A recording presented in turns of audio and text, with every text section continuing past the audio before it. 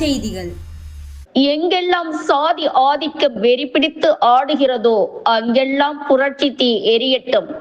தஞ்சை ஒன்றியம் கொல்லங்கரை கிராமத்தில் காலங்காலமாக பட்டியலின மக்கள் பயன்படுத்தி வந்த பாதையை சாதி என்ற மதம் பிடித்த மனிதர்கள் பள்ளி செல்லும் பட்டியலின மாணவர்களை அந்த பொது பாதையில் செல்லக்கூடாதென தடுத்து அராஜகம் செய்துள்ளனர்.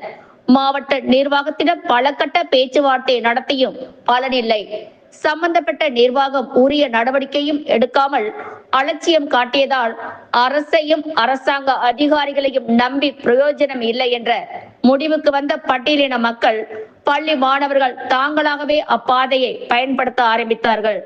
பெரியாரும் பாரதியும் மீண்டும் பிறக்க வேண்டும், இச்சாதி பேய்களை தீயிலிட்டு கொளுத்த வேண்டும் என மாணவர்கள் மீண்டும் பாடம் கற்கும் சூழ்நிலையில் டிஜிட்டல் இந்தியாவின் வளர்ச்சி படும் கேவலமாக உள்ளது.